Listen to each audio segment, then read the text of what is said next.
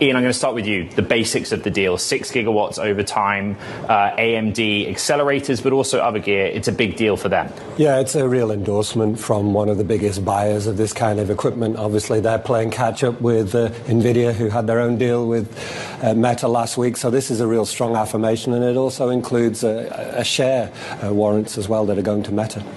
Riley, this is all about Meta compute. Talk us through just how large the scale is for demand for this sort of infrastructure right now. It's insatiable demand from Meta. Mark Zuckerberg last month announced Meta Compute with ambitions to get hundreds of gigawatts to fuel its data centers and ultimately reach that super intelligence goal where AI can outpace human intelligence. And this is just the latest in a frenzy of deals. Again, we're anticipating $135 billion in capex this year, but now we know the spending won't stop. The warrants part is very interesting. It's very similar to what AMD did with OpenAI.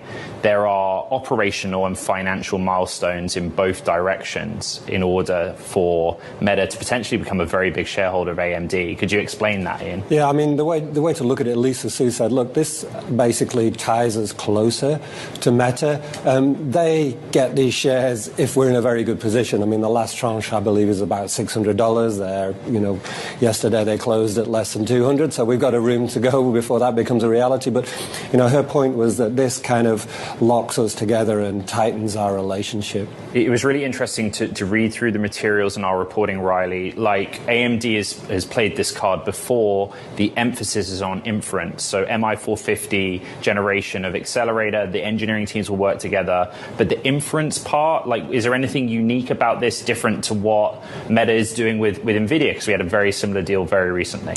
It's a really good question. Not only is it similar to what Meta is doing with NVIDIA, but Meta also has its own internal pipeline of custom chips that it's building for AI purposes. What we heard yesterday is that they see different applications, different workloads here being supported by all three of those verticals. And so they're trying to diversify as they pursue this massive scale in terms of compute. Ian, take us back to NVIDIA, because we've got their earnings coming up tomorrow. And how much does this show that there is anxiety, that companies are diversifying, looking at AMD, looking at their own in-house chips, or actually does it still not a concern? NVIDIA is still dominant? Yeah, I mean, at this point, all we can do is say, look at the numbers, and the numbers, assuming NVIDIA comes in and executes on what Wall Street thinks it's going to do, the numbers say there's no anxiety here, all boats are floating, everybody's benefiting from the same massive spending in equal measure. I guess what would change that would be if NVIDIA does not hit those targets, does not exceed those targets. That, I think, would change the conversation considerably. And Riley, the conversation is nuanced when it comes to capital expenditure. Many would say, yes, a lot of it is about the chips, it is about the data centers, but it's also about the power. Can we understand really how much Meta is having to focus in on where they can spend on GPUs or their own homegrown chips, and where they do it globally as well?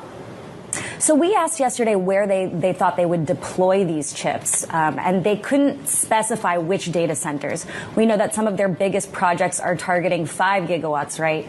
But they need to get certain regulatory approvals, and they need energy companies to be able to deliver there on the ground. So as for the merging of the energy and the compute here, time will tell as we home in on where those chips will actually go.